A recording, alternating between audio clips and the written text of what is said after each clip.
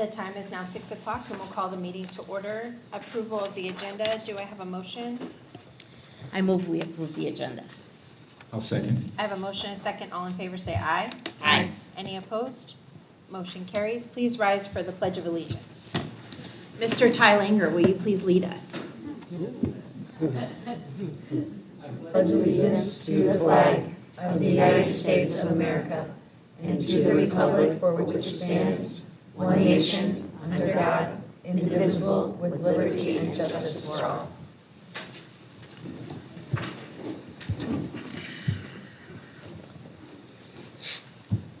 Approval of the minutes from April 17th and May 1st. Are there any questions or comments? I just had one question. It's more of a request, really.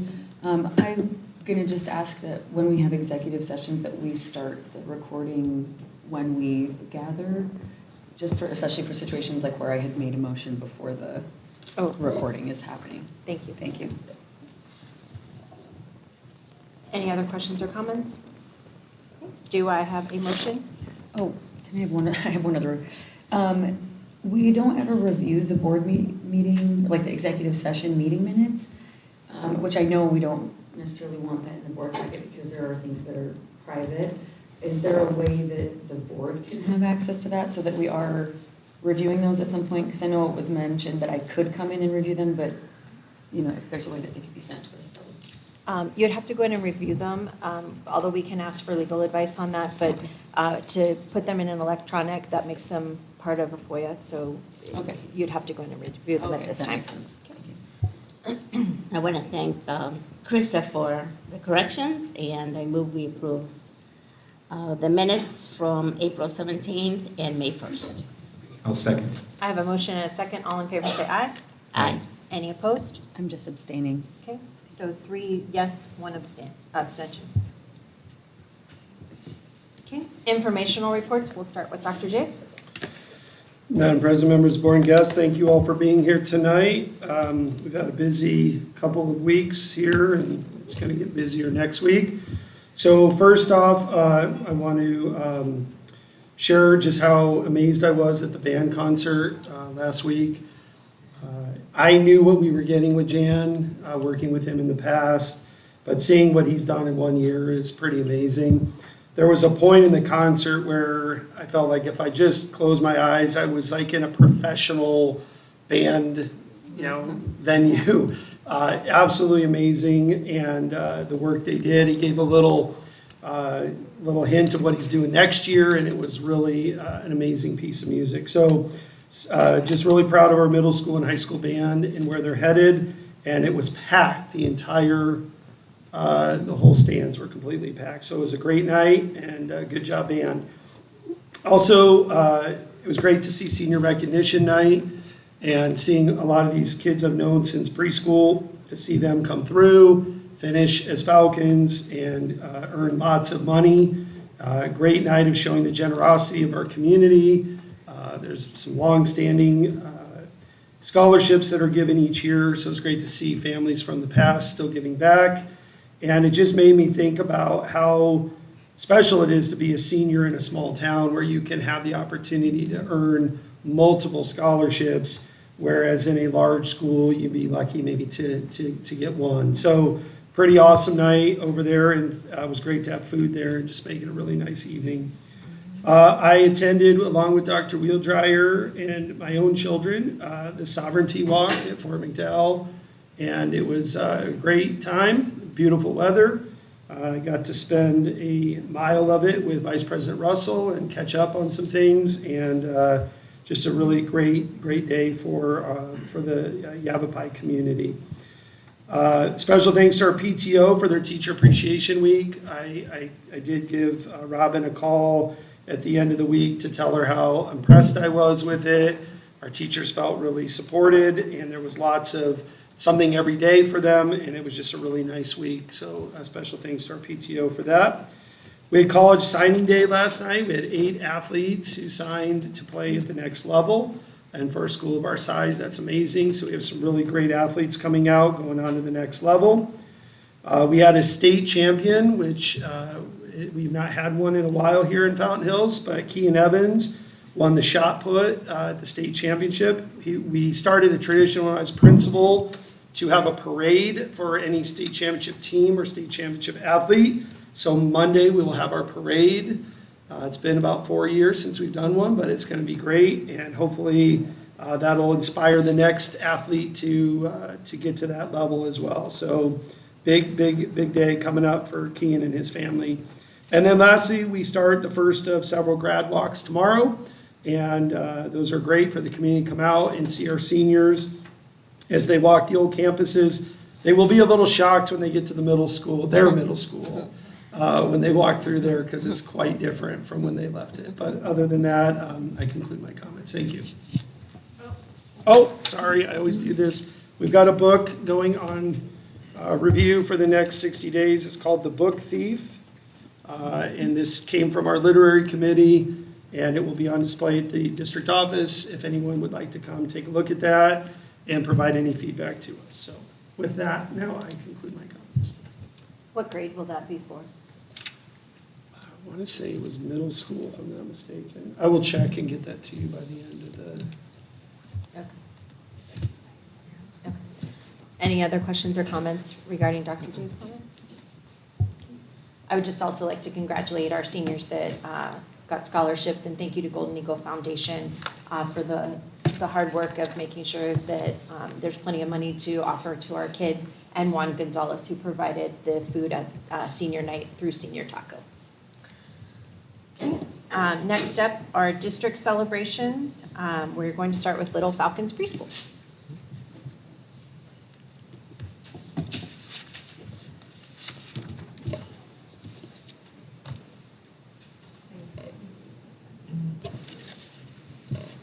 Good evening, Madam President and board members.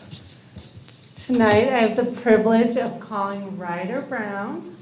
You want to come up, Ryder?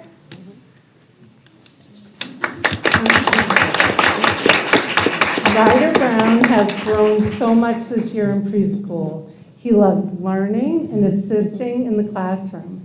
His academic growth has been amazing to watch, and his communication skills have soared. He greeted his teachers and friends with a huge smile every morning. Can't wait to see the new heights this little falcon goes next year. Congratulations, Ryder. Yeah.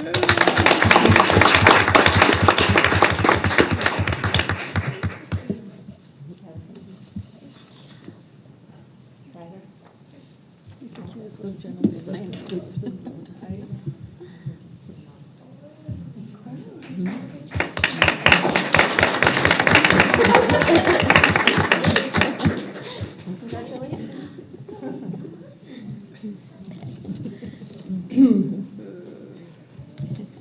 I'm thrilled to recognize Denise Matus for her extraordinary and unwavering commitment to our preschool for the past 17 years. Mrs. Matus has not only been an exceptional teacher, but a mentor for both colleagues and countless students. Her ability to connect with children and provide a safe and engaging learning environment is truly remarkable. Her tireless effort in making learning enjoyable inspires those around her to strive for excellence. Mrs. Matus' impact on students and staff and all those around her over the past 33 years transcends the classroom environment and leaves an indelible mark on the hearts of all of us lucky enough to work and learn from one of the best teachers the district has to offer. Thank you, Mrs. Matus, for your hard work and passion for early childhood education.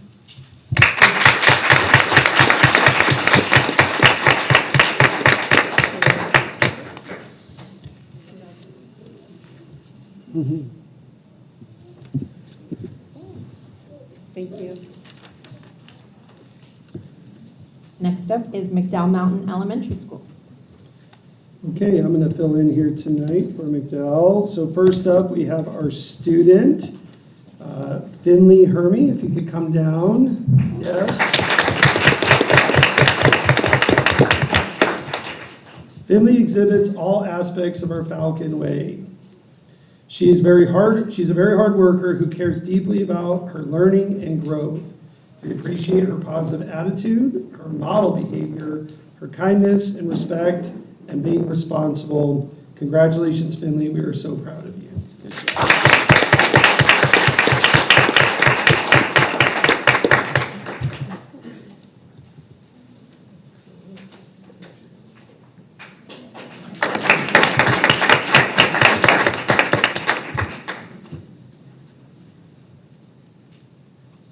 Okay, next up, I have our staff member of the month, which is Rita. Come on up, Rita.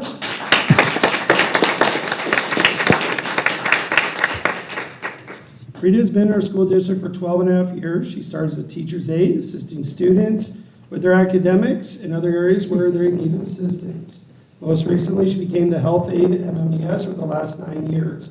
She's a team player, kind, caring, considerate, funny, respectful, and puts other needs before her own. Rita always steps in when there is a need to offer assistance. She dedicates time through the community projects to help less fortunate. One of the most admirable projects is during the Christmas holiday season.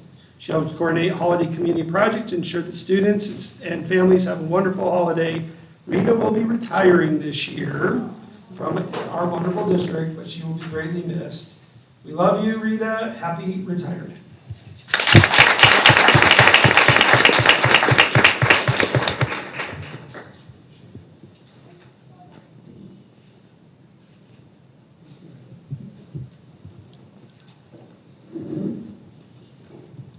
Okay, next up is Fountain Hills Middle School.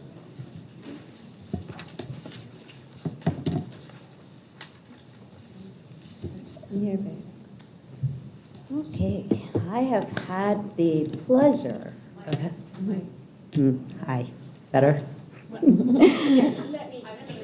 Oh, is it this one? Oh, There you go. Put it down just a little bit.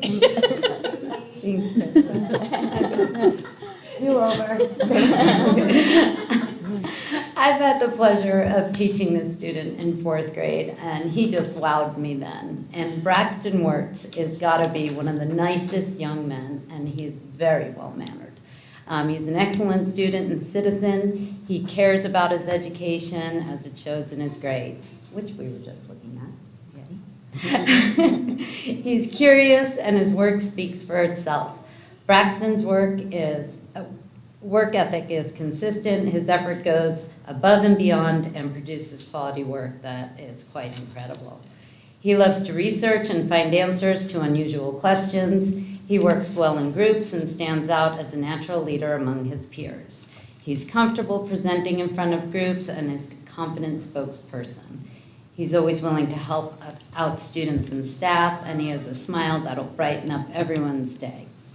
He's kind and caring, who is talented. He's a talented athlete, so congratulations, Braxton.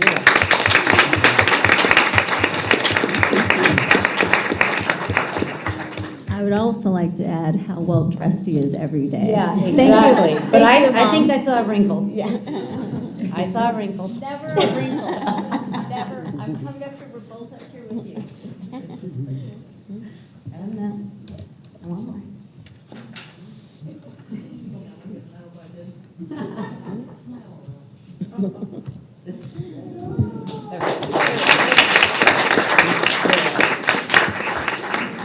Okay, next up is our staff, and I chose Dr. Wheeldriver.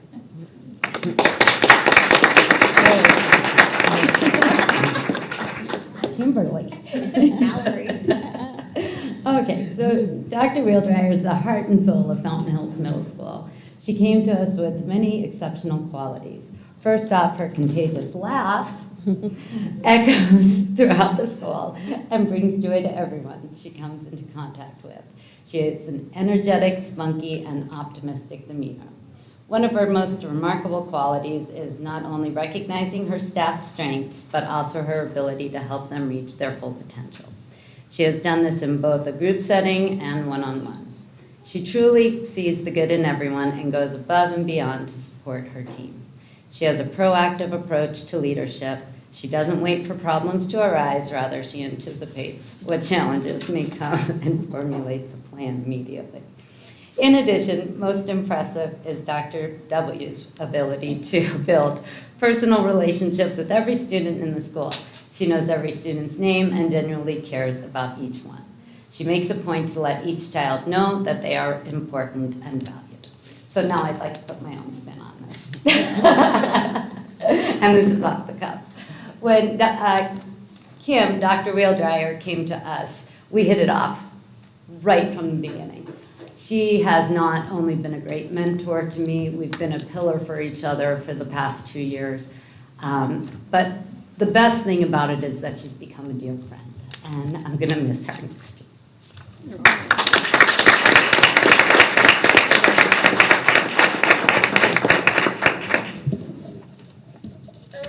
This is for you to get goodies. Tearing us apart. Bittersweet. Yeah. Thank you. Next up is Fountain Hills High School.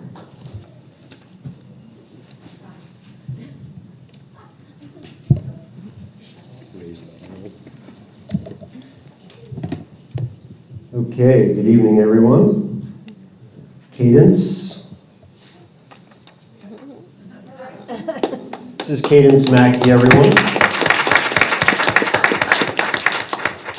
So, short side note, I was talking to Cadence for probably, 10 or 15 minutes the other day and telling her how awesome she is, and I did not know at the time that we were celebrating her, so this is pretty awesome. Cadence is a remarkable individual, embodying qualities of independence, wit, and kindness.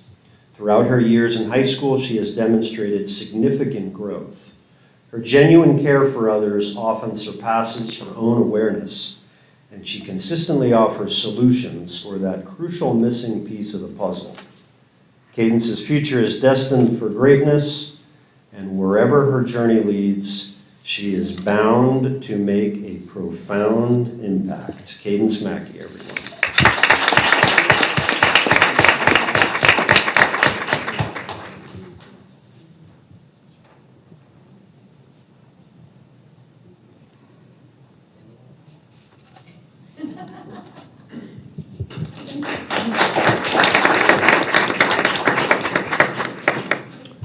Okay, Christine Barsima. She loves things like this.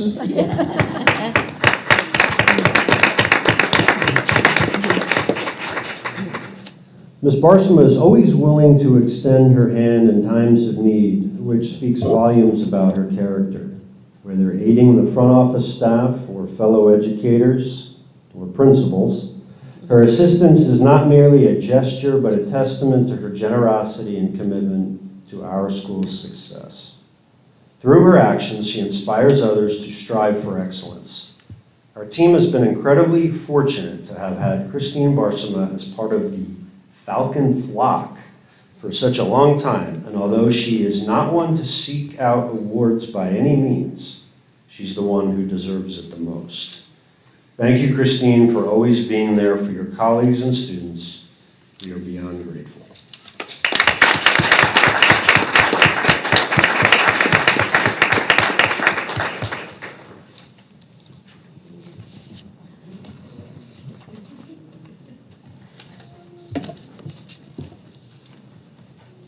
Mr. Harmon, you want to stay up there for a minute? Okay, so we do a district office transportation kind of off-site award, and this month we have selected Mr. Hartman as our Falcon of the Month. So,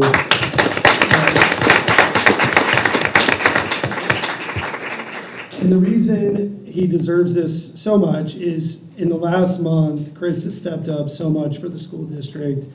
He is spending about half his day right now at McDowell Mountain, about half of his day at the high school, and whatever time he has left up with Craig and with me, we're starting to learn the new position for the district office next year.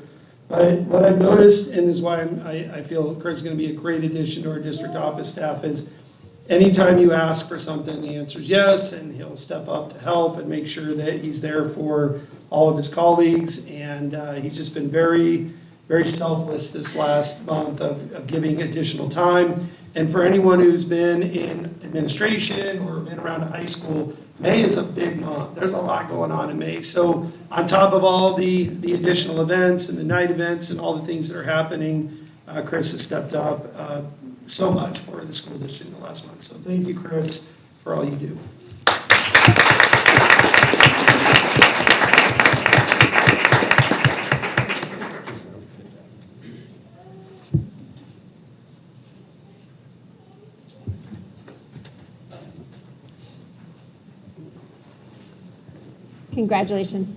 Congratulations to all the Falcons of the month.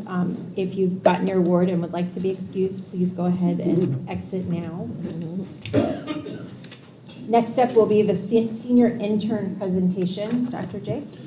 Yes, Madam President, members of the board, and guests. Real quick, I did check the book. It is 8th grade and up. Just wanted to clarify that. Thank you. I just thought it'd be great because the board supported me with this idea to have a senior internship. And I'm so glad that we got this off the ground. And the feedback I received from students, businesses, the Chamber of Commerce, and our administration is that for year one, it was really, really, really good. It's only going to improve as we get better at it each year. And it's definitely going to help us continue to grow our students to be what our portrait of a graduate says, which is to be ready for their future. And so we wanted to have a stellar student come and present what they did for their project to show you what the faculty sees as the culminating piece of the internship. So we have our multi-sport athlete here who has been a big Falcon his whole life. And Ty, it's all yours, buddy. Thank you, sir. Good evening, everybody.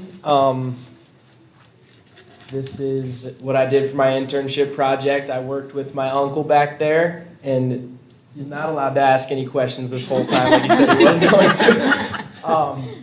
But yeah, I did it with True North Builders. They are a contracting company in town here. So I got the blessing to work at 2 locations, Troon Country Club and Mountain House Lodge. This is Troon Country Club. They were building a restaurant and extending a balcony for the restaurant. That's what we were doing there that whole time. And this was a project that was finished that we had to return to a few times because of gas problems, but most of the time was spent at the country club. So leadership in this line of work is the most important part, without a doubt, because everything else I'm about to say is under leadership for at least this job. He is very good at it, better than me. That's why I just shadowed him. But, I mean, he tells people when they are not doing something up to par what needs to be done for the job, and he's very straightforward with it. And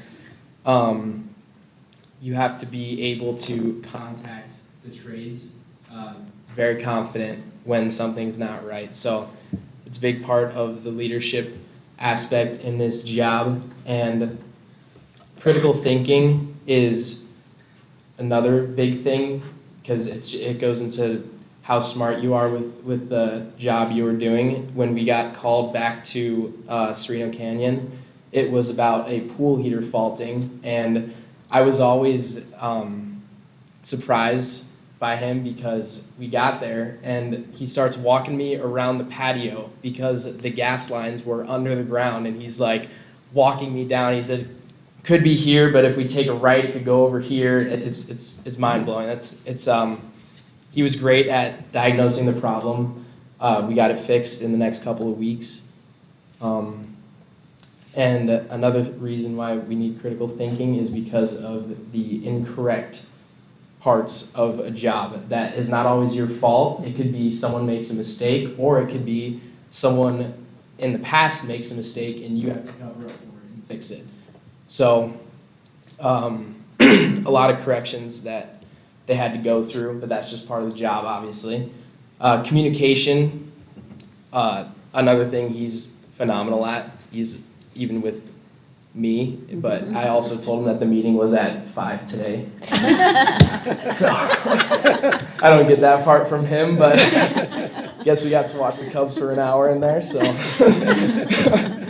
But Communication is big because, again, it goes back to the leadership aspect. If someone's not doing something, you have to be able to talk to them. You can't let someone do the wrong thing or else the job will not get done. It just won't, not at all. And again, talking to trade companies, he sends a lot of RFIs, which is a request for information, sends at least one a day, and you need answers back fast because everything you're doing is on a schedule. So it's communication in this line is huge. And then I'll just go past this one. Responsibility. He is responsible for everything that happens on the job site. And if something goes wrong with a civilian that's at the place or with a worker, he is somewhat responsible for it as a project superintendent. And so it goes with building safety rails for an open job site, filling in holes in the ground with whatever they're working on. And you have to be respectful where you're working. We worked at a private country club, obviously, so it's not really something that's accustomed to loud and noisy workers, which had to be dealt with a few times by him.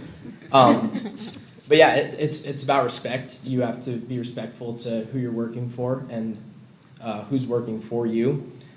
And he's also responsible for daily reports every day. He's very detailed with it, just typing up everything that happened, what time it happened, anything that happened that wasn't supposed to happen. So yeah, that's about that. And my goals were just, I had 2 months to do it. It was hard to squeeze it in. I had wrestling practice every day at 1, so I'd leave school and book it down there and get 2 to 3 hours of work in and come back to practice, so I didn't have a lot of time.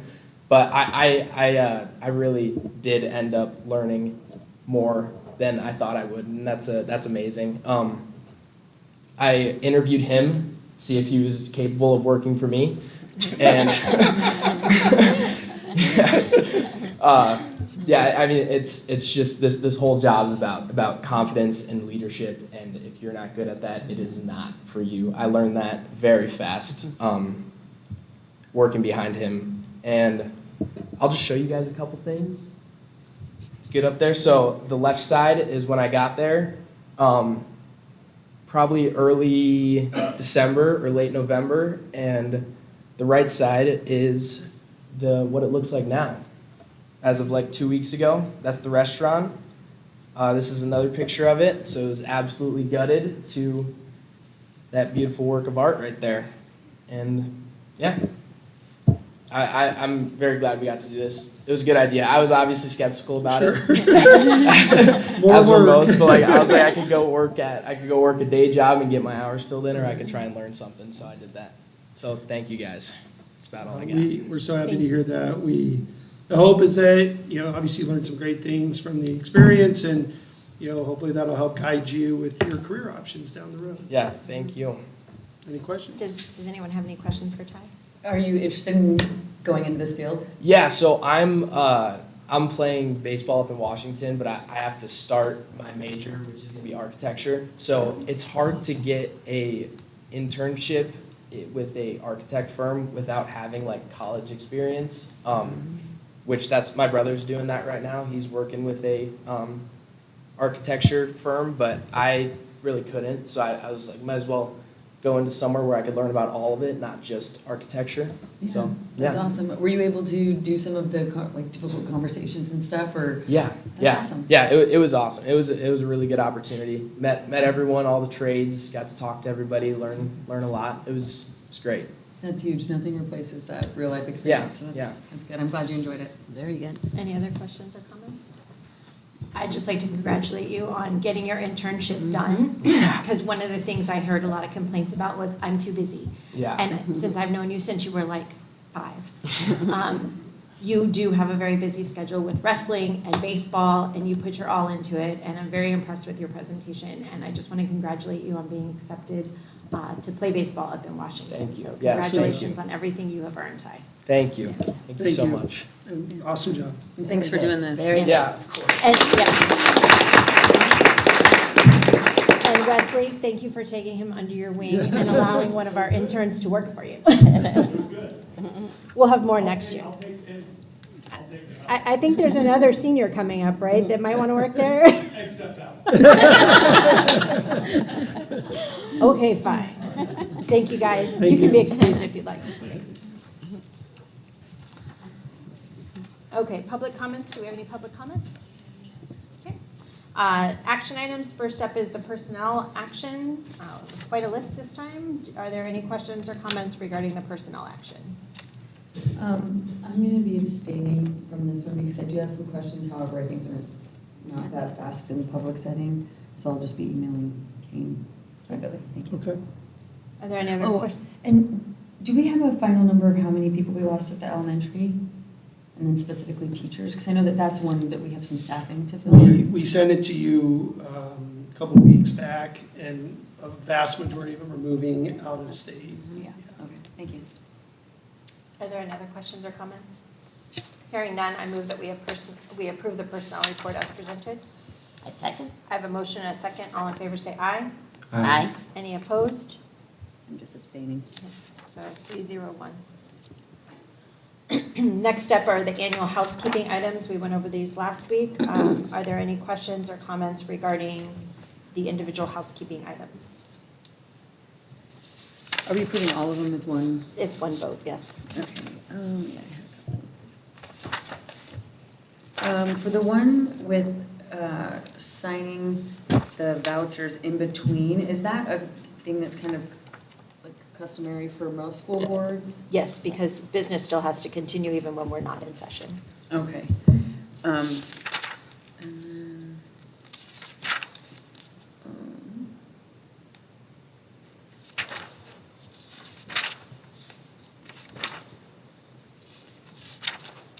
and then the issuing contracts, these are for the open positions, correct? Because we already have all of our previous ones issued. Correct. Okay. That might have been, yeah, I think that's it. Thank you. Okay. Any other questions or comments regarding the annual housekeeping items? Hearing none, do I have a motion? I move we approve them all. I'll second. I have a motion and a second to approve the annual housekeeping items. All in favor say aye. Aye. Any opposed? Motion carries. Next up is the 23-24 updated board meeting schedule. We had changed the June 19th meeting to June 18th due to June 19th being a national holiday now. Are there any questions or comments? Hearing none, I move that we approve the updated board meeting schedule. I I'll second. I have a motion and a second. All in favor say aye. Aye. Any opposed? Motion carries. Next up is the updated counselor job description. We went over this last time. All the changes are in red. Are there any questions or comments regarding the updated job description for the counselor? I wanted to make a comment because I really appreciated, Jill, that you pointed out that we changed the scope to be more of an educational-based support. And I think that that was important instead of actually being like a clinical approach to mental health. I agree, because I believe that our counselors should always be based on education. Absolutely. Are there any questions or comments? Hearing none, do I have a motion? I'll move that we approve the updated counselor description. I'll second. I have a motion and a second. All in favor say aye. Aye. Any opposed? Motion carries. And just to clarify, we do have a psychologist that I believe that that would be more of a clinical job than a counselor. And then next up is Accelerate ASU. Dr. J, do you have more information on this? Yeah, Madam President, members of the board and guests, I just have been having several conversations with the rep there, and just as things pop in my head, and everything is checking out as I expect. The beauty of this is that a student can try the class. If they don't do well in it, or they don't want it on their transcript, they don't have to put it on their ASU transcript, which is a nice option. Also, if they come in and do every class we offer and come in with their freshman year done of 27 credits, they're still considered a new enrollee as freshmen to be able to get scholarships. And so it doesn't hurt them in any way. I've found nothing that I can find that hurts them. The courses would be transferred to any university that accepts ASU credits. They definitely transfer within ASU, U of A, and NAU, so there's no issues there. All this high school, all the courses have been approved according to the rep I spoke to by the Board of Regents. So for high school credit, they're all fine. So for example, a student takes biology through here, they'll get their biology high school credit, but then they'll also get the ASU credit as well. So our counselors will have to do a little bit of work on this to set it up.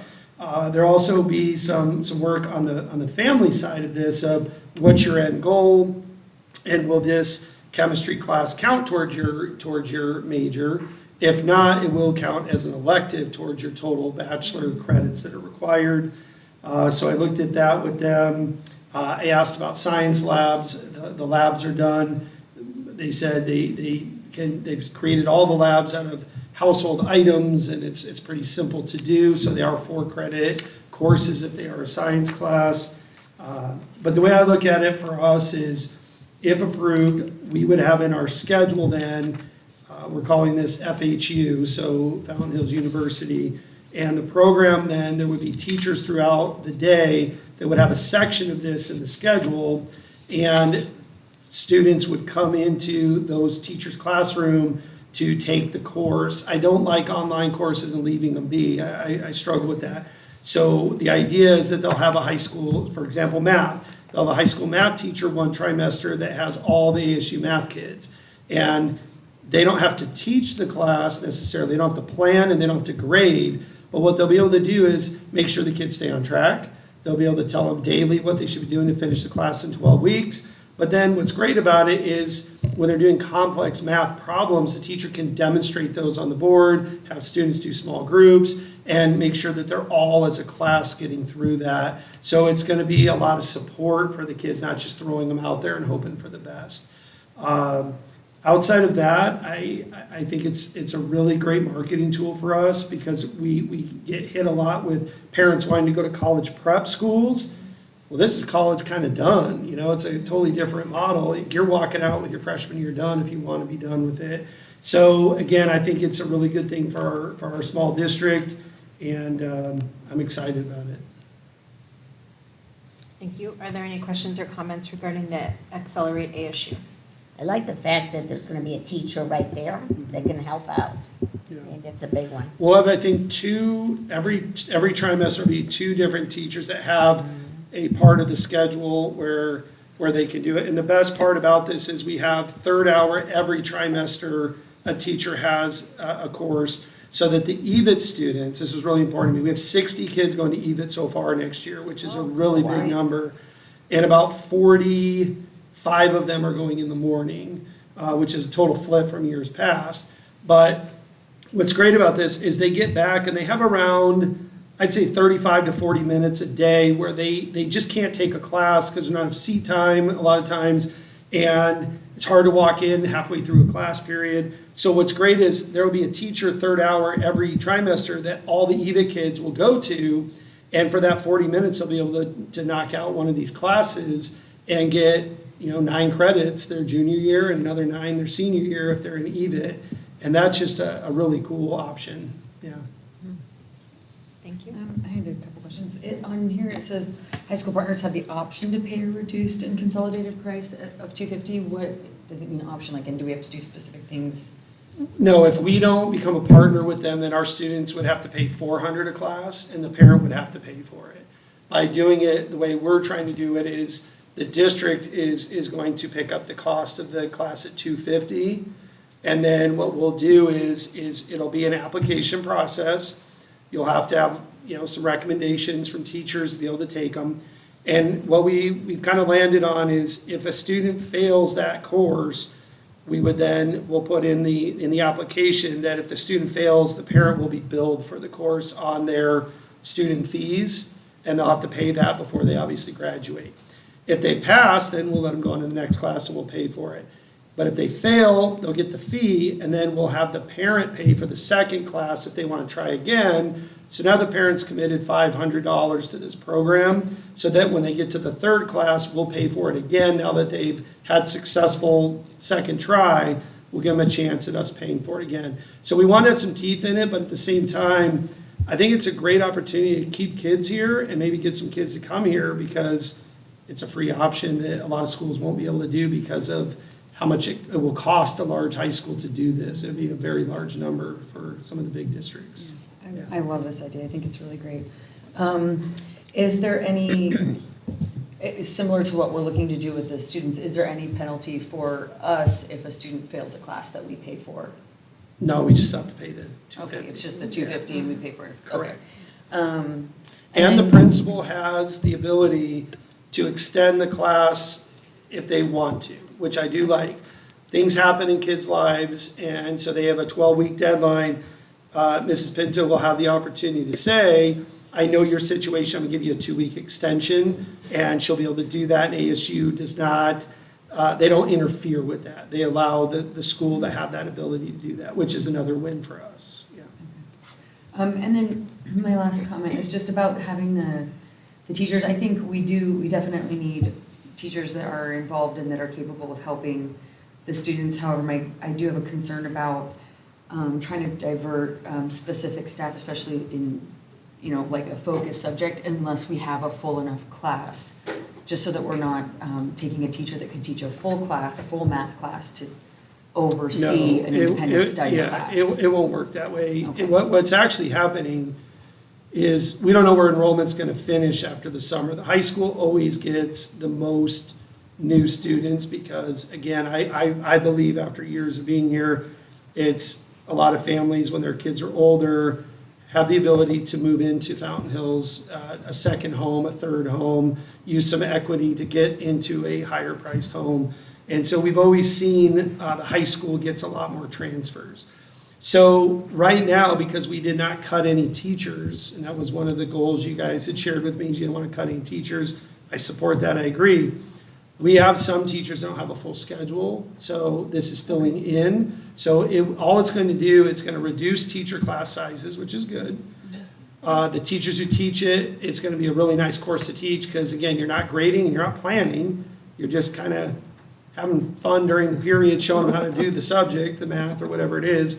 And then for the kids, it gives them flexibility because they could take it independently without the teacher if they're like our young man who just presented and can't do it in his schedule. We're not going to say no to that. They can still come to reteach and come after school for help and do different things. So I've been yet to find anything that makes me concerned. I think it's really positive. So are some of the kids that are going to be taking these classes going to be taking them not on campus, or will they all be in a classroom on campus?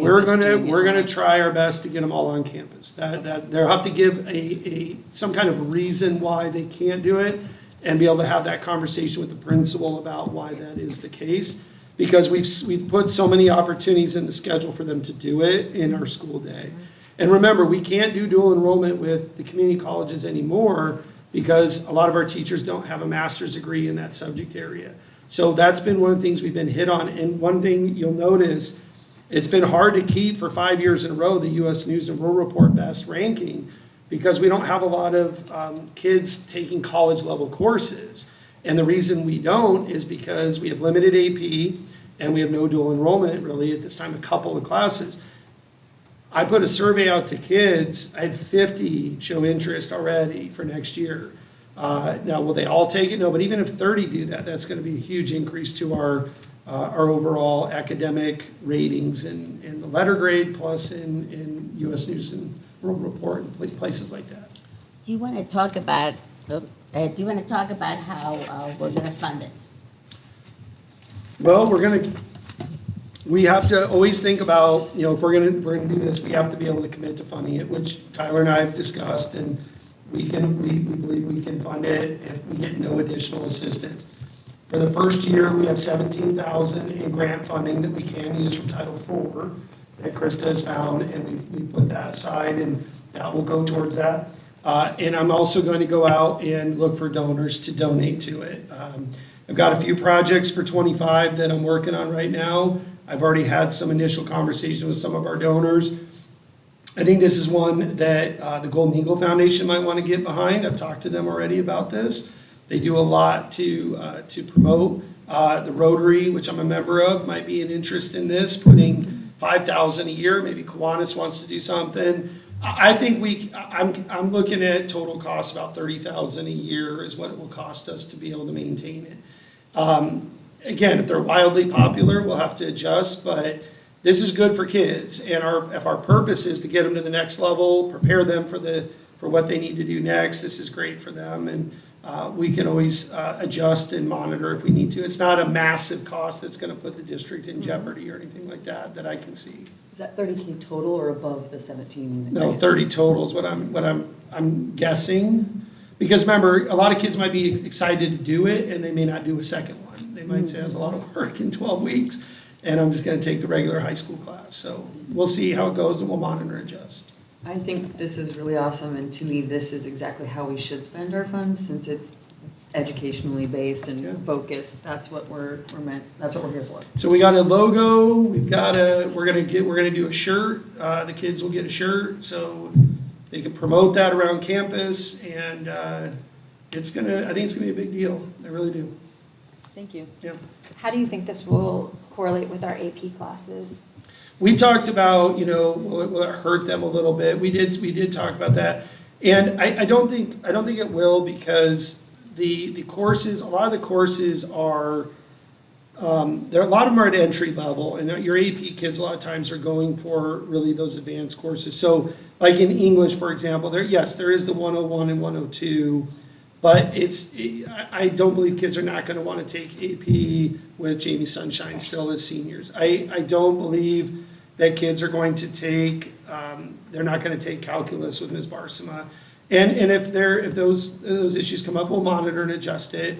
But I really see this as a filler for kids that need a class that can't get in the schedule, but it's not just an online class through PLP and very low level work. This is high level and it really helps the kids advance. And I'm trying to help our parents out with college. 1 year done, that saves you a lot. That's a lot of money for the parents who are sending their kids, even in-state, it's very expensive. Yeah, I'm very supportive. I mean, I think this is a great program. I said last time, had it been offered when my kids were there, I certainly would have had them take it. But I also want to make sure that we stay focused on the people that work for us. Absolutely. And, just like we said, Ms. Barsima has taught many AP classes over the course of her tenure here. I don't want online classes to replace that classroom teaching. Yeah. She has a very full schedule, so she does not have any of those courses. Just making sure. But what it also allows us to do is, how many do you have in calculus this year? 13. Okay. So it allows us to, we fund classes of 13. How many have an AP capstone? 2. And we funded it because we want kids to have those opportunities. So we're always going to, offer those high-level courses. And like I said, the downside might be the class size might be a little lower, but that's a good thing for a lot of the teachers to have more, one-on-one time with their kids. So we will monitor and adjust as needed, but I think it's going to be a good program. Well, and if the kids can do this Accelerate ASU, they may be more interested in the capstone. That it may give them a bigger goal. Yeah. So, okay. If there's no other questions, do I have a motion? I move we approve the ASU Accelerate program. I'll second. I have a motion and a second. All in favor say aye. Aye. Any opposed? Motion carries. Next up is the overnight over 100 miles field trip for the Fountain Hills High School football team. They will be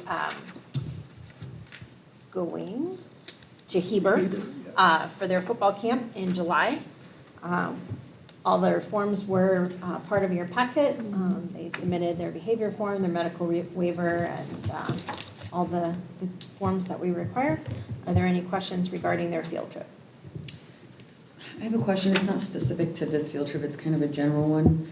And it's maybe a little silly, but is there, similar to the way that we have expectations for the students as far as eligibility and having their work done, is there expectations for the staff going on the trips for similar things, like to have all their things and work done or whatever before they leave? Well, like, Well, it's in the summer, so they're already checked out. Well, I'm not talking about this trip specifically, but is there, I mean, is that some, I mean, I'm Well, I sure mean, that's an if- expectation, but is there Yeah, I something mean, in if we have policy a that coach have- that takes like an in-season trip and doesn't leave lesson plans and they're behind on grading, and then, yeah, it would be a personnel issue and it would be an evaluative issue, but I've never come across that in all the years Okay, I've been doing this. thank you. any It other wasn't questions? about this trip specifically, yeah. Any other questions or comments? Hearing none, I move that we approve the overnight over 100 miles field trip for the Fountain Hills High School football team. A second. I have a motion and a second. All in favor, say aye. Aye. Any opposed? Was that Lillian? Sorry. It was Madison that seconded. We said it. Did them together. Oh, I heard Madison. Next up is the Facilities Use Advisory Committee, to reinstate that committee. So this will be a two-part. It'll be the Facilities Use Committee vote and then board member vote. So are there any questions regarding reestablishing the Facilities Use Advisory Committee? Didn't we vote on that last time? We did not. No, I came unprepared, so we tabled it. Okay. Okay, hearing no questions, are there any, does someone have a motion? I move we approve reinstating the Facilities Use Advisory Committee. I'll second. I have a motion and a second. All in favor say aye. Aye. Any opposed? Motion carries. Next up will be a board member to sit on the advisory committee. This will be done by nomination, and then we'll vote on the nominations.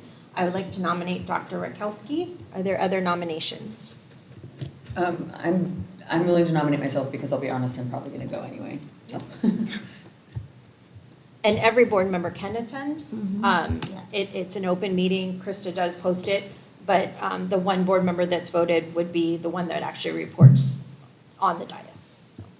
So, okay, hearing a nomination for Dr. Rakowski and one for Madison. We'll start with the one for Dr. Rakowski.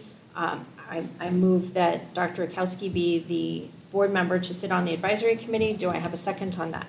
A second. I have a motion and a second. All in favor say aye. Aye. Any opposed? Nay. Okay, so I have a 3-0, but that then eliminates I the know. vote. But you can Okay. still go. Yeah, I will. Thank you. Okay. Next up is information discussion items. We're going to start with the Greater Phoenix Educational Management Council IGA resolution. Yes. Dr. J? Yes, Madam President, members of the board and guests. So this is our Guppy Mac partnership, which is basically, it's a group of professionals that put together lots of information for superintendents, business officials, so like Mr. Hartman would be a member of the business side of this. And what Guppy Mac does is they provide pretty monthly, if not several times a month, opportunities for school leaders to come together and hear from the Department of Ed, to hear from legislators sometimes, hear from what the laws that are coming through the books might be once they pass, things that we need to do to be in compliance of those. And it's a great networking option for me because I'm very lonely in this position where I don't have anyone to bounce ideas off of. Really, it's very quiet up there in the district office. So, in a large district, you have several people that you can, you have a cabinet of 10, 15 people, and you have lots of people doing different work. So for me, this is an opportunity to talk to other small districts, large districts, and ask questions about things that maybe I don't yet understand or could use advice on. They send updates to the members from time to time, like, that, hey, this is due from the Department of Ed by this date, so don't forget to get that done. So it's just a really valuable opportunity for me personally as a superintendent, and I think it will be valuable for Chris in his role. I did not do a 3-year, I did not ask for a 3-year deal with this because, again, I like to do things year to year. If it's not valuable, I wouldn't bring it back. And, I'm just a big fan of, if possible, not getting into long-term deals because personnel change and maybe there's no need for it down the road. So this is a 1 year, like last year, to continue that partnership. But I will say, without it, there would be things that I definitely would miss or would not have the opportunity to get ahead of and get new ideas and things like that for our district. Thank you. And if I'm correct, the email today started that we pay about $3,100 a year for Yes. the membership. And does that cover anyone in the district, or is that per person that is a member of it? That's the only bill we pay that I'm aware of, is the $3,100. And like I said, I go to most of them. Some are on Zoom, and if I can't make it to the meeting, I will do it through Zoom. But I try to get to as many as possible, just again, to be able to have those conversations with other superintendents of like-sized districts, or, we've got an upcoming, issue that we need to address. How do you deal with that? It's really good stuff. Yeah, no, I believe in collaboration, and you're right, when we're a small district, sometimes it's nice to collaborate with those other small districts, although looking at the list, there are some bigger districts, not all of them, but, Chandler's on here, Scottsdale's on here, Tempe Union High. So there are several large districts as well, and I do think that information is valuable. So, are there other questions or comments regarding Guppy Mac? No, I think this is really worthwhile. I disagree. I mean, it's not that I want you to be lonely in this position, Kane. However, I'm not sure I agree that this is the best way to get the information available. And then reading through, I know we're going to discuss it next, but the North Valley Education, what are the But we differences? can't move on to that yet. Well, what are the differences? Because it did sound like it's kind of similar. Is it? They're actually quite different. Okay.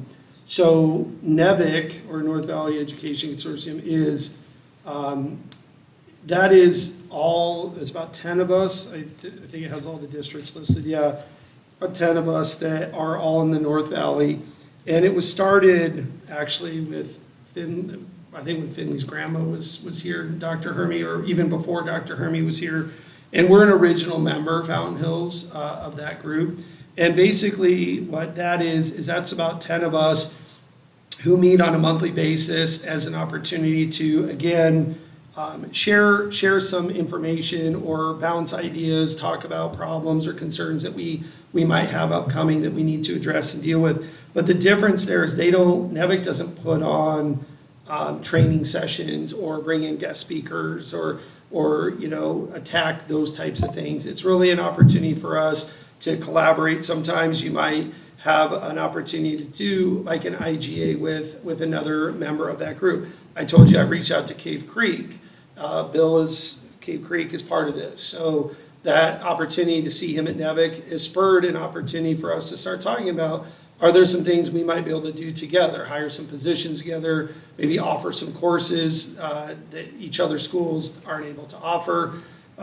So yes, they're similar in the fact that I get to meet with other superintendents and get guidance on things, but they're different in the fact that GovEMAC's really about sending information, trainings, and keeping us updated with all the things that are required that you may just not know as a superintendent. I mean, if you don't have a team around you, and remember, I've also lost Chris, who did a lot of these things when it came to reporting with AD and things like that. It's helpful to have both of these organizations, and I believe NEVIC is free. No, it is free, so it doesn't cost us anything. So, Thank you. Okay, to go back to Guppy Mac, are there any other questions or comments regarding that? Okay. And then moving on to. One question, sorry. The trainings and things at the events, are they an additional cost, or is that included in the, okay, thank you. Okay, and then are there any questions regarding NEVIC? And this one we're talking about several years, right? The agreement says. Yes. Yeah. 24. Because But there's it's no free. cost to it, so, Right. I mean, you don't have to go. I mean, sometimes I go and there's only 6 of us or 7 of us there. Right. Sometimes everyone comes. It just depends on your schedule, how busy you are. Yeah. Although it does say a membership fee for each party to this agreement, so can someone just verify whether it's really free or if they're, So we did look at we have not paid anything to NEVIC. okay. Ever. But I can certainly reach out to the group and see if changing that. Okay, yeah, because it does say the Leadership Council shall annually approve a revenue and fee schedule that will include a membership fee for each party to this agreement and a budget for each program activity or service based on projected available funding resources, so. There was no talk of fee when we were told that the renewal was coming up. Okay. So I don't believe there. Well, if you can just Sure, verify that yep. before we vote on this next time. Okay. Okay, moving forward, Transportation Maintenance Specialist job description, Dr. J. Yeah, give me one second.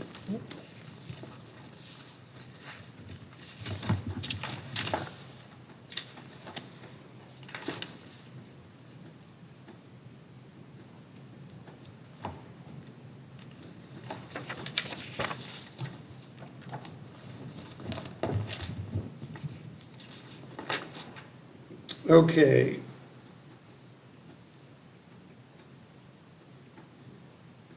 So this is a position that we're looking at to assist with both transportation and maintenance as far as ensuring that POs are done correctly, items are ordered, blanket purchase orders are watched very closely, things that we put in our plan to improve some of the financial issues that have had. And the financial issues we've had have been procedural, and that's what I've continued to share out because that's all I've seen. But those two divisions are the ones that buy the most stuff, okay? And what I found is that when one person, the leader of that department, is responsible for all those things, that's where things sometimes get missed or things are overlooked, and then we have these kinds of issues.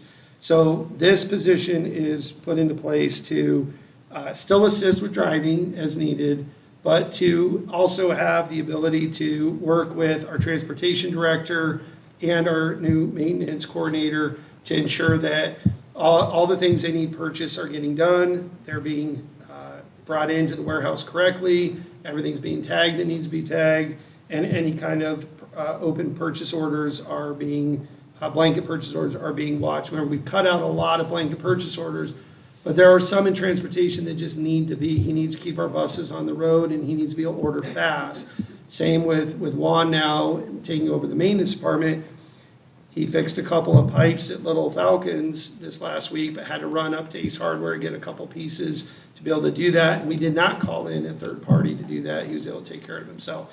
So this position would be able to encompass both those, kind of in a sense, an assistant, so to speak, for both those departments to ensure that they run smoothly and that the leaders of those departments, you know, the transportation director is working on the mechanics of the bus and maybe not being overwhelmed with paperwork of trying to order everything that takes away from maintenance of buses and maintenance of our facilities. Would this person also be in charge of our transportation reports that are submitted to the government? Yes. In conjunction with the director, you know, overseeing that, but yes, would help with those types of things. Because I know that John's done a lot of that. Yeah. You know, that when John took over the position, he really cleaned up the reports that were years behind. Yeah. So, okay. Are there questions or comments regarding this job description? Okay. Hearing none, we will move on. Next up is the Fountain Hills High School boys basketball overnight over 100-mile trip request. They are looking to go to Flagstaff to NAU University for a basketball tournament. The only thing I will say is that there's no paperwork. So what I did was I'm actually the one that puts that packet in every single Okay. time. I put it in at the very back of the volleyball to eliminate having so many pages in the packet. Okay. So you have the pre-trip request and the paperwork is at the very back. Okay, So, just make sure that that paperwork gets filled out. Yes. Because when it's not submitted by a coach, yes. I understand why you did that, but I like to see it submitted from the coach because I want them to understand that paperwork needs filled out. Okay, so I'll work with the admin assistants and see if there's not maybe that can be part of the checklist that they Okay.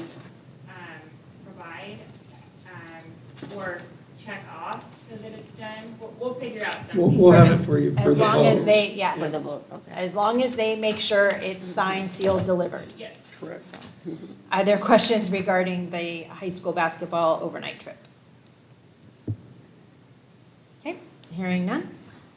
Next up will be the fifth grade trip to Catalina. Dr. J, I'm going to go to you for this one. Okay. Madam President, members of the board, yes, I have my fourth grade team that's looping to fifth to come up and present. I do want to share as they're walking up that I spoke with Catalina Island Marine Institute. I talked to one of the people in the business department there, and I just wanted to clarify what ages they do the trips. They start in fourth grade. They said their most popular grade level is fifth grade. I was not surprised by that because lots of elementary schools use it as a culminating trip. So some are K-5s and some are K-6s, so typically that's when a lot of schools will go. I know traditionally we've done it here in eighth grade, and I've been on several of those trips, and they're very good. The fact that this group has been very themed in oceans and have done a lot of things with the science part of it, it is a really nice fit to it. There are some, we get to pick the activities. One of the things that I know would be a concern for some is the snorkeling. The wetsuits they wear have a buoyancy level to them. There's a three-piece to it, and they're in small groups, and I've been out on those small groups as a chaperone. There's lots of chaperones that go, but I don't want to take too much away from our team that created a presentation to share with you. Come on. We are the grade of short people, so. Want to introduce yourselves first? I am Stacy Morgan, currently fourth grade language arts, moving up to fifth grade language arts. I am Jessamine Coswaldo. I teach science and social studies. Alita Fletcher, I teach math.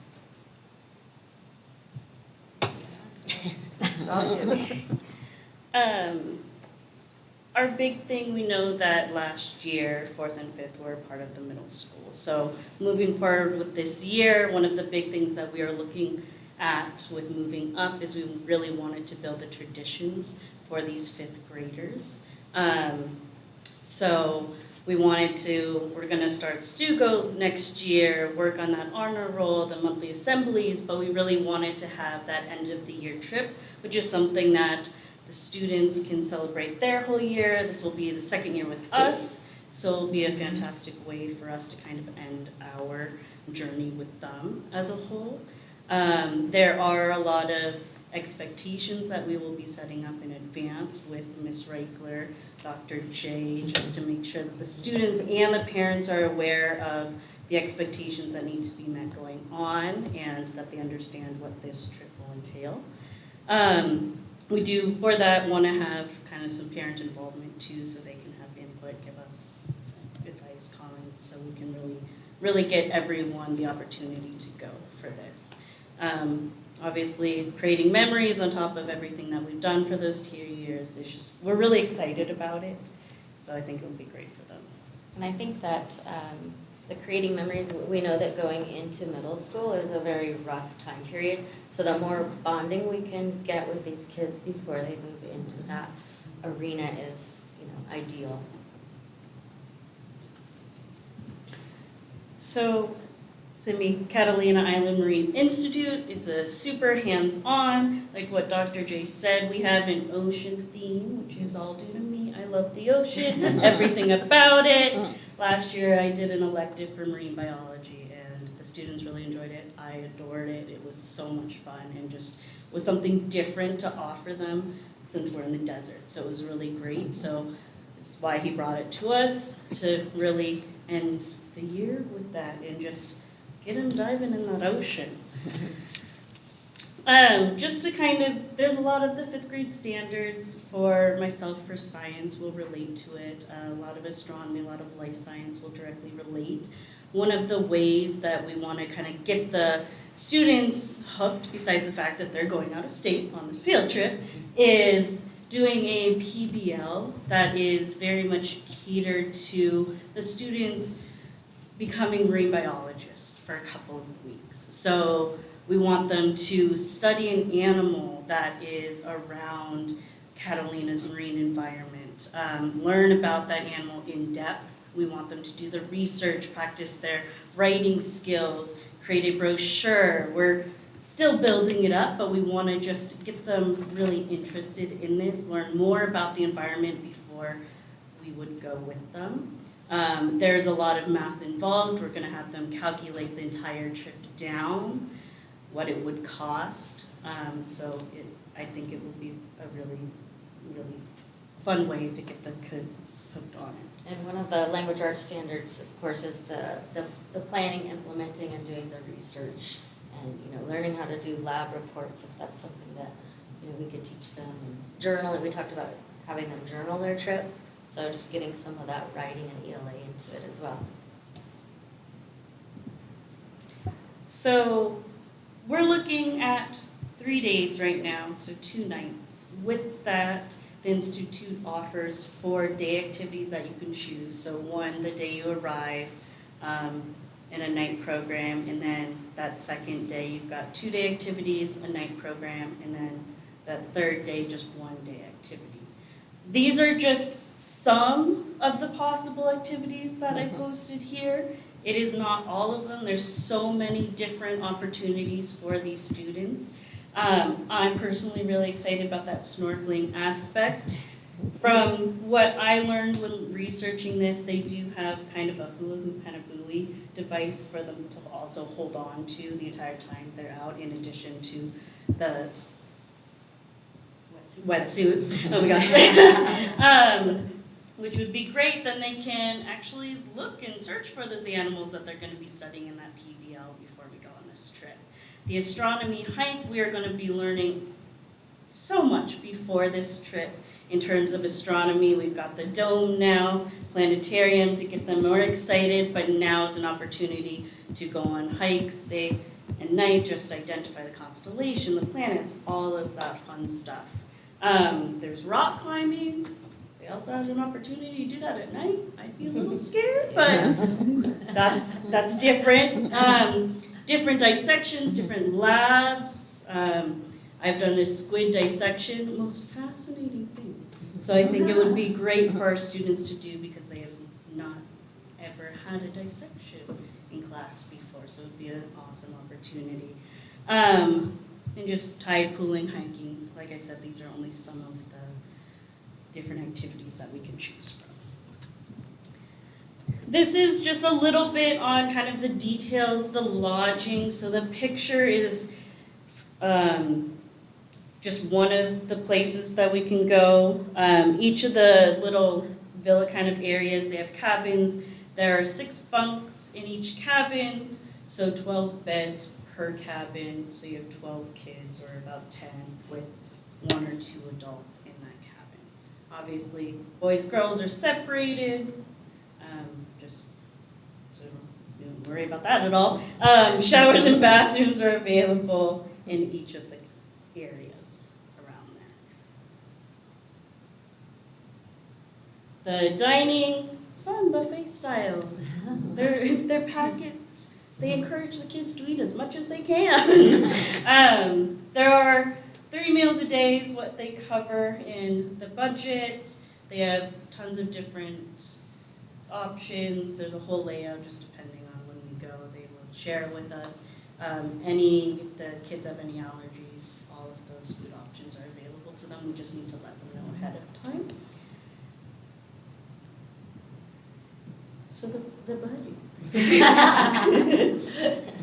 So for the total is $375 per student. Now this is including 3 meals a day for those 3 days, the lodging, any of the gear used. So if you're going ziplining or rock climbing, snorkeling, whatever it is, all of that is covered. The transportation from Long Beach to the island is all covered.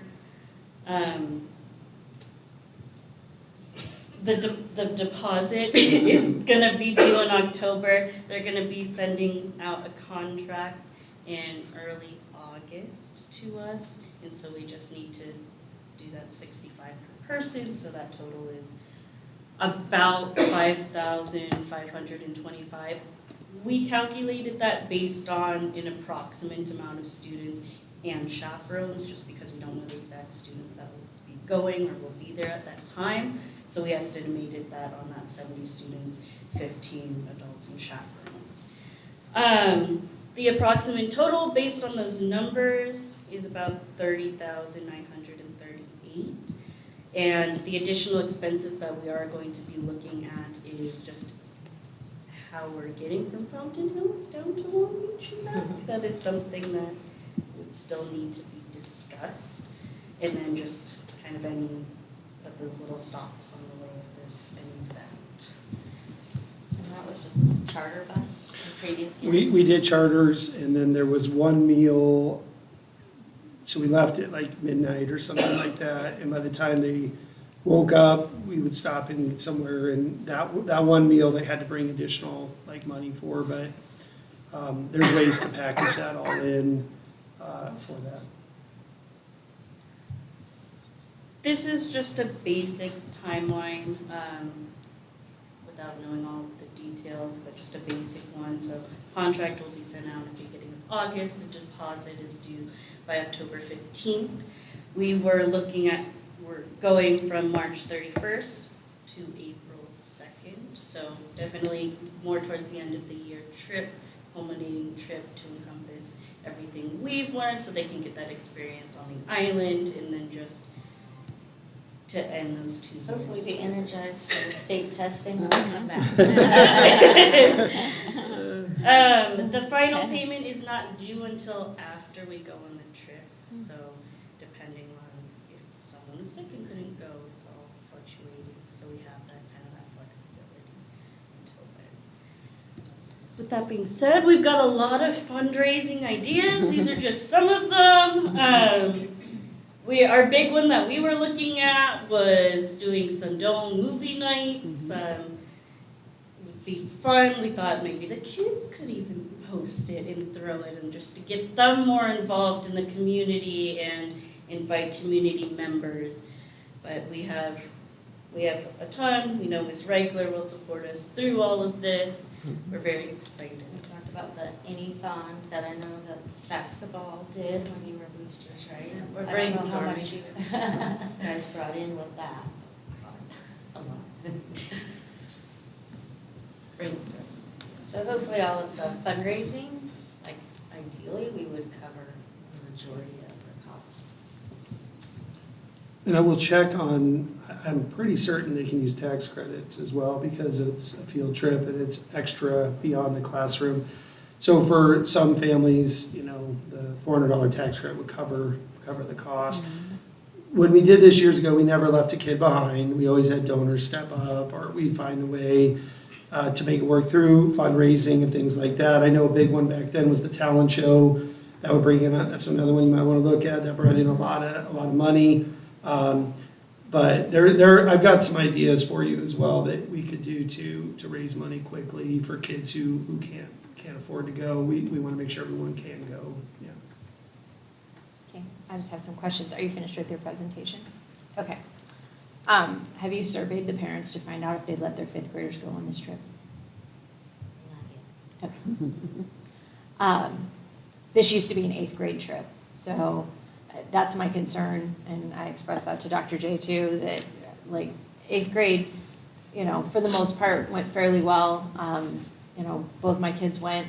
5th grade I'm a little concerned about, so I'd just be interested to hear what the parents have to say about it. If, if your 4th grade parents right now think next year, yes, their kids could go. So I'd be interested in that. And then what happened, so Catalina had its own club that the money would go into. What happened to that money? Has that club been dissolved, or will that be reinstated? It is not. There is some money still in there, and the question would be could some of that possibly be used? We would look into that, but I think they moved years later to Camp Surf. They did. Yeah, so I have seen that, and if you look through some of the things Craig gives you, I believe you'll see one of them on there that looks like it. I don't have in front of you how much, but I think there is some money in there. The question is, can a different set of kids use it? We'd have to check into that. Okay, so let's check into that. Okay. And then your dates of March 31st to 4/2. I guess my concern would be there is I know you said you'd come back and jump into state testing. That concerns me to take kids away. They come back and they're all like, well, and then they have to do state testing. So that's a concern for me. And how many chaperones are you looking at per kid? Like for your group of kids, how many chaperones? Well, would they you had be looking at? 15 for 70 kids, so I thought that was a pretty good number. Okay, Yeah. yeah, so it's like four You kids. need one in each cabin. Right, So so like that's for every something- 4 kids, there's like one parent, one Yeah, person. something like so- 4 or 5, okay. yeah. All right. Are there other questions or comments? So we're looking to fundraise to pay the way for most of the students. Are we looking to ask families to pay at all, or are we trying to get it completely covered? Well, I think you do fundraise and see where you come up, and you can take that off the total cost, but I think up front, parents would need to be committed to that $375, knowing there's a chance it comes down, but you have a whole year to put money away for it. And it is a very valuable trip, and, we'll see what the survey response looks like, and, but I think, if you can get it, you can shave 100 off per kid or 200 off would be great. Well, honestly, the price tag is not bad No, at it's all, not. and this sounds like such an amazing trip. I love the way that it reinforces the education that takes place in the classroom, because this, I think, is what solidifies it for the students, right? When they get to go and apply it, or when they get to see the animals and the things that they've been learning about and get that hands-on experience. So I think that this is wonderful, and I appreciate you ladies doing this. I did have one other question. It'll probably come to me, so. Question or comment, actually. I agree with the concern about the 5th graders going, and I would encourage you to do some kind of survey with the parents. Would you be interested in, and maybe mention the cost too, and let them start thinking about that? That was actually my other comment. I'm a parent that I think would absolutely send a 5th grader. I think that, especially once you get to know the teachers and the people that are going on the trip, and I think that this is another good opportunity to have expectations where, if your behavior becomes an issue, you don't get to go on this fun trip, because again, taking kids out into social places like this where the expectation has to be pretty strong is another opportunity for them to learn things that maybe they don't really get to learn in the classroom.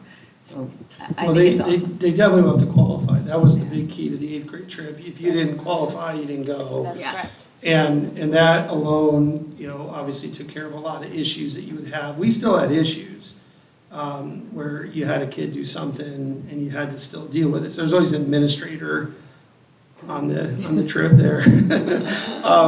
But no, when Jill mentioned it to me as well, that's why I called and talked to them, and I was kind of shocked too a little bit when they said that was their most popular grade level was 5th grade.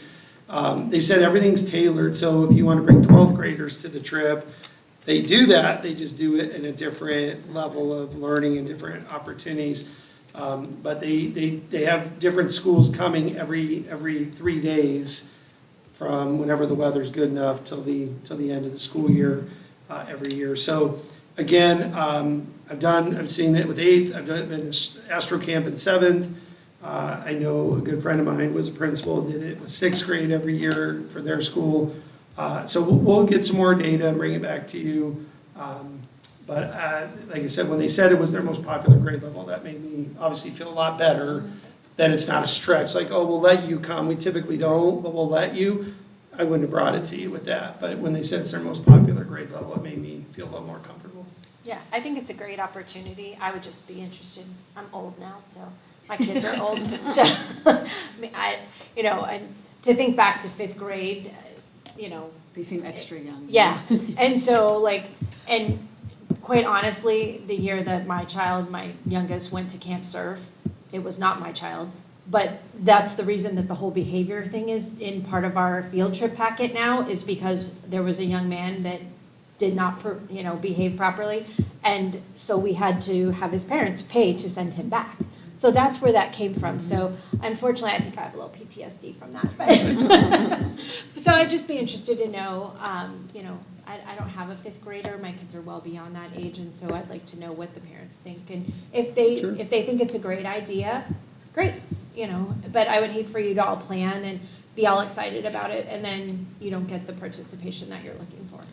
I like all the things that you're doing pre-going and including all the different subjects. I think that's fantastic, getting them all started.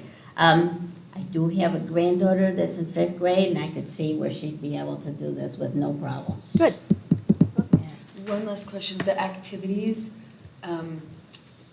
if I'm understanding things correctly, we get to pick 4 each day, that's part of the price that we're paying, or are they extra cost? 4 total, and it's included in. Okay, thank you. And if the kids don't want to do the night snorkel, I didn't this second year because it was cold. You can do the astronomy lab instead, and the stars are pretty amazing there. Yeah. So, you know, kids would have an opportunity. I would say typically half the kids did the night snorkel, half did not. Yeah. So again, students would have that ability to do that. If a parent said, I do want them to go, but, you know, say there's 1 or 2 out of all of them that don't want their kid to snorkel, they don't have to. They could stay back with an adult and do a different activity. Okay. Thank you. Thank you so much. Thank you. Okay, next up is the girls volleyball tournaments. There's actually 2 of them. There's one to Safford on July 12th to July 13th. And then another one to Camp Verde, July 26th to July 27th.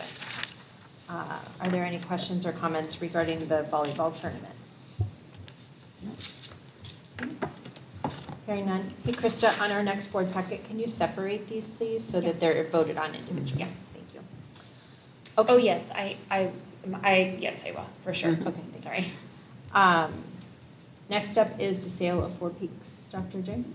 Yeah, Madam President, members of the board and guests, I wanted to bring, you know, this to you to start the discussion as we head into the facility use committee, you know, getting that restarted. That'll be obviously a topic of discussion is what are our plans for that building, and is there interest in putting it up for sale? That's something over the summer we could definitely be working on as we as we have a little bit more downtime with students not being on campus. So I just wanted to open it up for discussion, see where you feel we are with that. We have the voter approval for 20 years, and just see where you guys want to go with the sale of Four Peaks. Okay. And you said that you had already met with somebody. Yeah, we've had several groups reach out to us, several, like not really developers, more realtor groups, or, you know, I think people that want to come in and assess the value and give us a appraisal. I do have a couple of appraisals from, we shared, I believe, back when we were putting it on the ballot that you guys saw. Came in around 4 to 5 million is the value with the building. With just the land alone, I think it was like 900,000, somewhere around there for the Four Peaks building. That was almost a year ago, so prices may have changed. I have had some realtors, once they saw that it passed through the voters, have reached out and have been anxiously awaiting a decision from the board. There are some, they must have some people interested in the building of what they could do with it. You know, right now we've had a couple of our renters move out and move into new locations. We have a couple that have stayed with us. For the most part, several of them I've spoke to are just kind of playing it by ear right now and just happy they have a place to stay for the time being, knowing that that could change at any time. They are all on a month-to-month lease at this time. I did send them a letter probably about a month ago now, that I had Dave review and help, you know, write it to make sure we were following everything we need to do regarding, as landlords, what would happen if we have major work that needs to be done there. We did notify all the renters that the district is no longer going to put large sums of money into the building. If a air conditioner were to go down or a major system that's going to cost thousands and thousands of dollars, we would then find a suitable solution to get to the end of the month, and then the lease would be up at that time. Some of the air conditioners quotes I've had as high as $40,000. I can't justify putting that kind of money into a building that there's no students in, especially if we're looking to sell it down the road. So I feel like we've communicated. Any of them that wanted to meet with me, I made myself available and have met with them to share where we're at. And if the board decides not to move forward with anything at this time, they'll continue on a month to month. And we just need to hope that nothing major breaks down over there that would require lots of our money. Well, I guess my first thing is I'd like to hear from different agencies that could put it up for sale. Like, Sure. what are they offering? You know, Okay. how much is it going to cost? You know, on a normal real estate deal, you're looking at anywhere from 4 to 6% that we're going to pay, you know, in the buyer or the real estate fees. So is that the same on a commercial building? Like, do we have people here in town that are qualified to sell that building? You know, do they have buyers that are waiting to buy that building?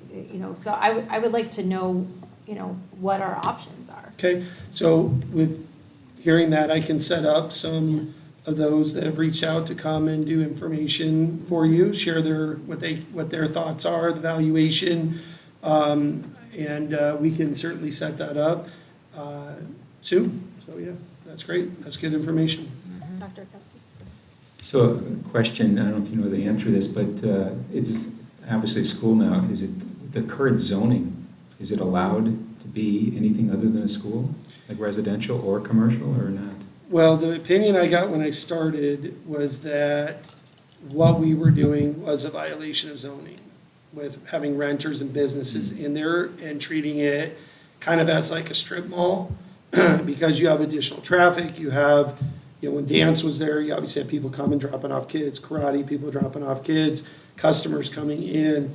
So that's what the town shared with me at the time. I consulted with our attorney at the time, and they did not feel that it was something that we needed to end the relationship with at this time. If the town came back and said, hey, we want something done about this, we want this changed, then obviously we would have to address that further. The town has not come back and ever spoke to me about that since. So they could decide to enforce that? They could decide to on that. enforce it. They were originally a partner with trying to market the building.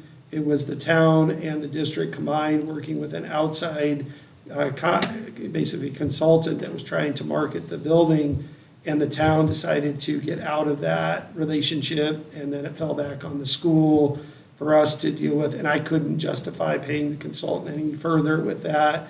So that's kind of where we landed. But I will say if we were to rent that out to something that caused a stir in the neighborhood, I think that would come right back up for sure. Yeah. And then to answer more of your question, you know, right now, yes, we're technically in violation, but whoever wants to buy it, that's between them and the town to get it rezoned. So, Right. you know, I would think that somebody would buy it knowing what their options were, or would be willing to submit a permit for rezoning.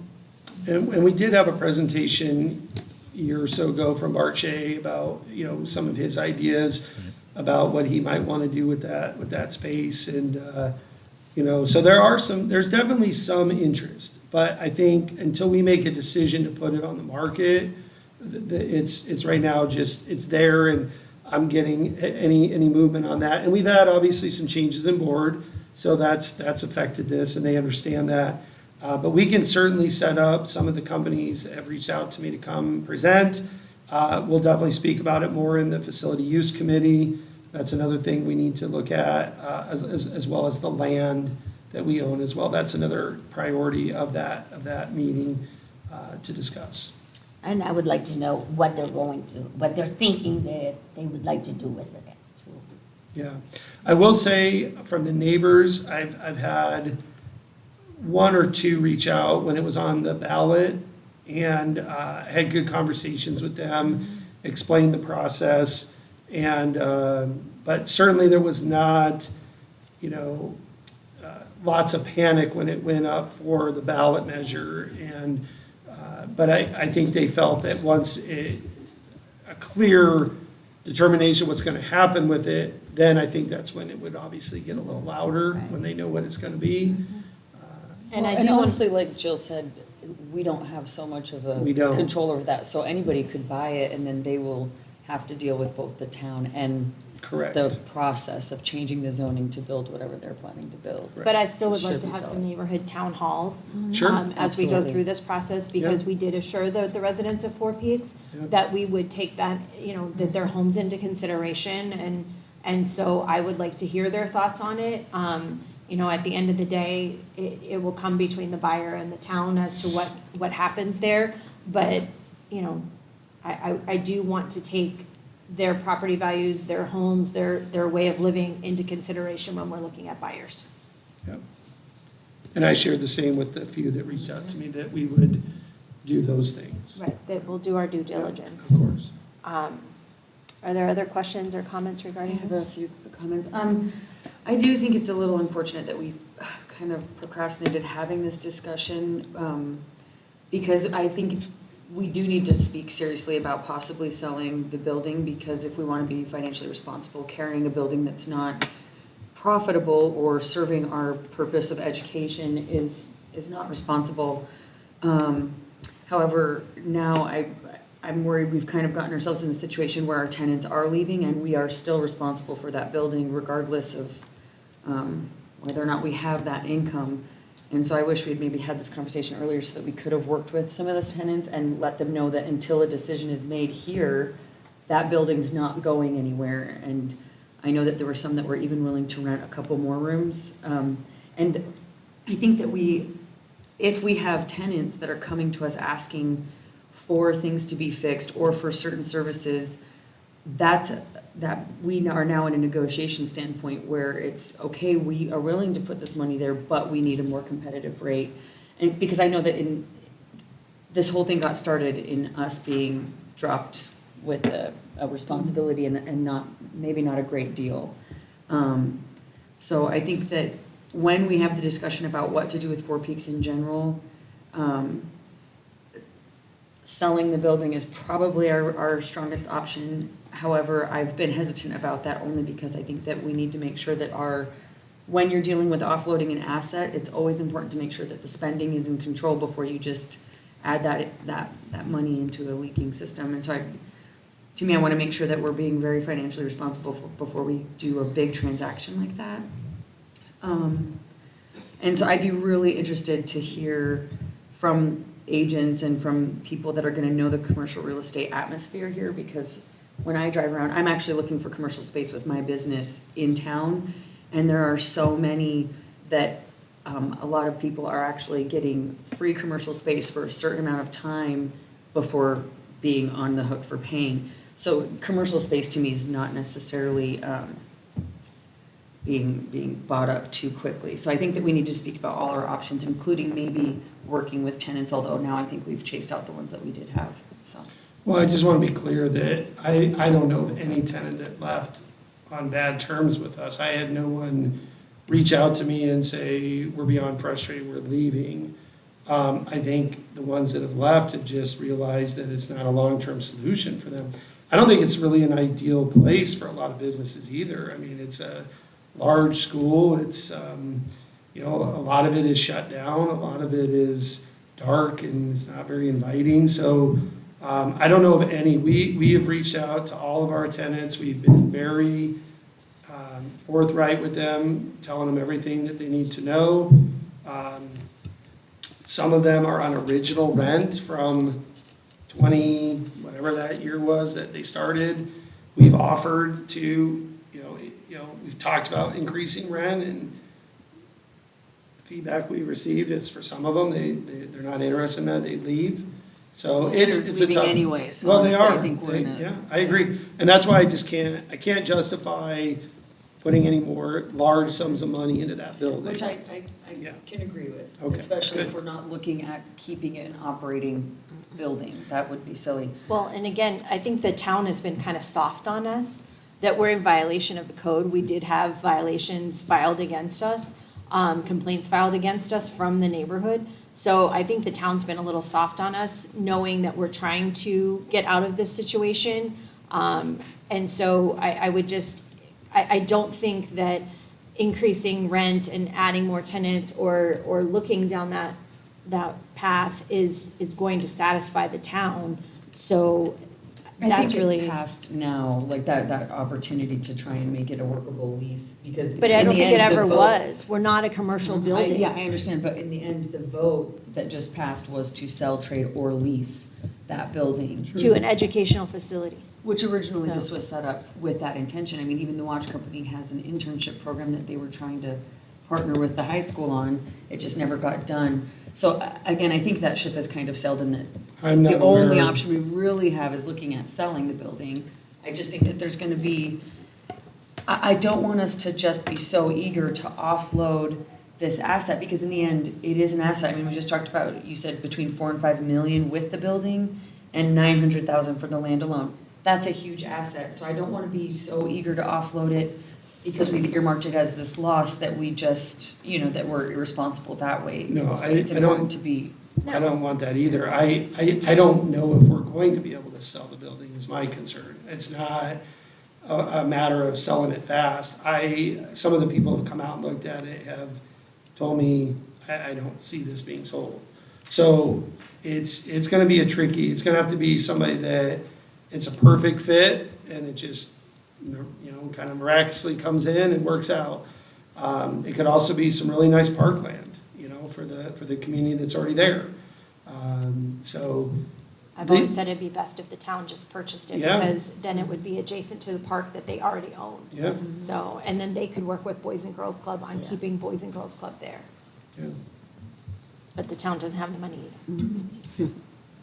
So we'll bring it to the facility use committee, and we'll hear their ideas, things that they want to obviously talk about. We'll get the people that have shown interest in to come speak to you guys, so you can have, I've been telling the renters for a long time, this isn't a fast process. No.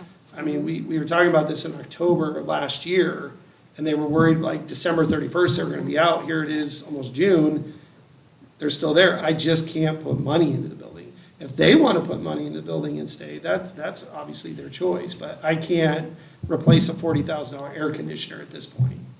Yeah, I understand. One last question. I had asked earlier and I just never got the follow-up.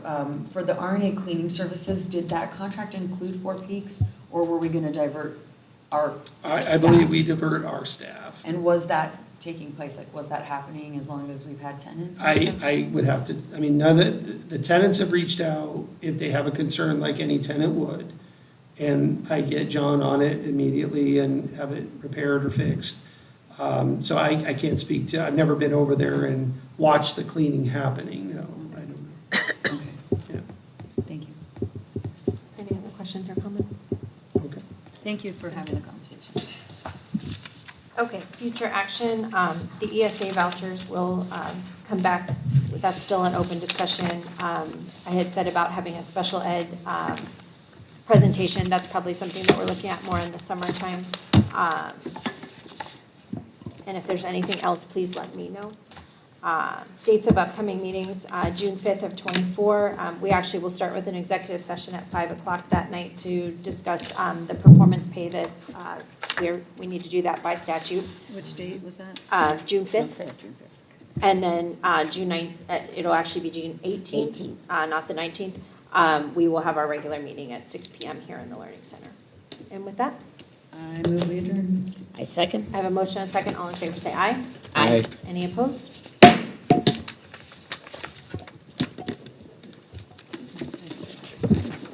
Did you sign? No. Okay. Where do you swear from? Are you saying you're getting old? Yes. Chris, when there's the facilities use committee, you'll let all of us know? When the meeting's scheduled. Yeah, because I want to, right. Yeah, 'cause like it to has to be attend. posted. It's an Yes. open meeting. I want to attend anyway, so. Okay. Okay, I went and saw avocado yesterday at the preschool. That was fun. That was fun. My kids love avocado, oh my gosh. Yeah, that was fun. The kids were so excited. Local celebrity.